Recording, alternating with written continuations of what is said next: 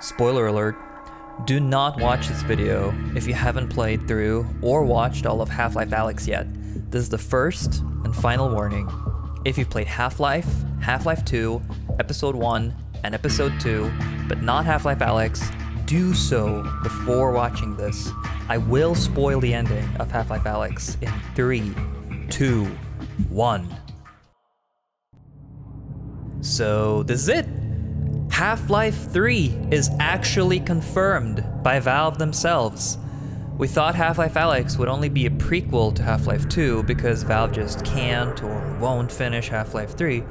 Previous Valve employees and leaks have shown that Half-Life 3 has indeed been worked on by Valve for quite a long time, just to then be scrapped and development rebooted. However, at the end of Half-Life Alyx, it is revealed that the game is not just a prequel, but also a retroactive continuity of Half-Life 2 Episode 2, which effectively makes Alyx both a prequel and a sequel. Half-Life Alyx starts out with the text, "It is 5 years before the collapse of the Citadel and the death of Eli Vance." Eli's death was a big reason why Half-Life 3 never came to be, as it felt like all the motivation to continue was gone. Alyx heartbroken and Gordon at a loss for what to do next. And they're not the only ones.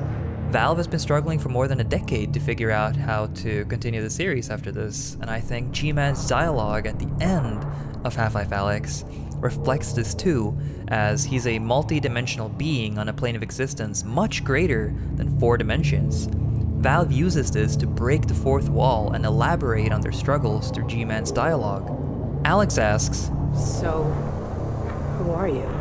To which G-Man replies, "Perhaps what I am is not as important as what I can offer you in exchange for coming all this way." We don't get the answers to who or what G-Man is just yet, but he or Valve is willing to offer us something for coming all this way. For Alyx, it's entering the quarantine zone, coming to the vault.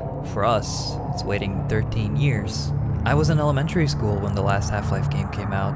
In the meantime, I grew up, became an adult, got married. I, like many others, really have come all this way. G-Man says his employers allow him to nudge the flow of time in a certain direction from time to time, and that Alyx can get something nudged as a reward for freeing him. This being a prequel to Half-Life 2, the thing Alyx wants most of all is the Combine gone from the Earth. G-Man replies that this is a bit too big of a nudge, given the interests of my employers, implying that the Combine are of huge importance to them.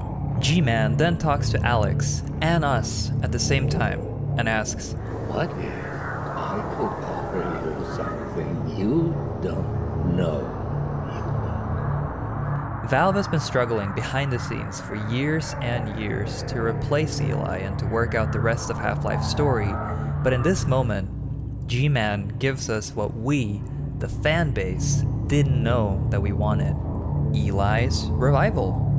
This nudges the story in just the right direction Valve needs to continue the franchise, and is perfectly explained in the next lines of dialogue. G-Man tells Alyx she's proven herself of extraordinary value, much like Gordon after the end of Half-Life 1. He says that a previous hire has been unable or unwilling to perform the tasks laid before him. We have struggled to find a suitable replacement until now. Implying that he's talking about the tasks he's given to Gordon, but at the same time, this is Valve talking to us about them not being able to deliver what we want from them as consumers.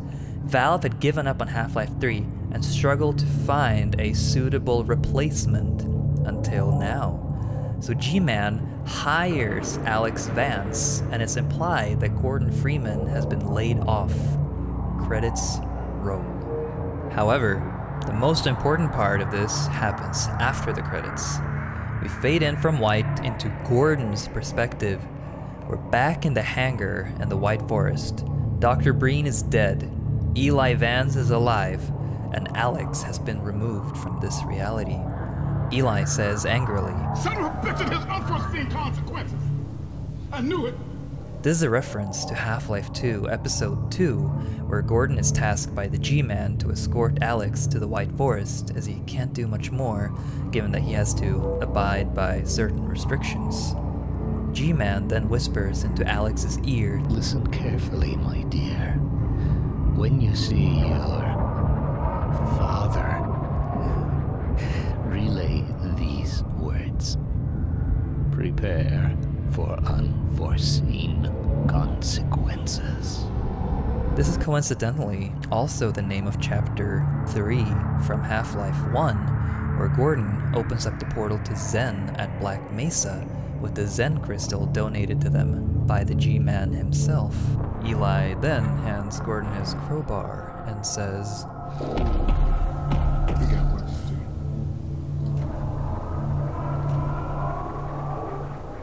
in this one scene, Valve retroactively fixed Half-Life 2's ending while leaving no major plot holes and having it make perfect sense in regards to the rules of the Half-Life universe. Half-Life 3 is confirmed, and we're living in the best timeline.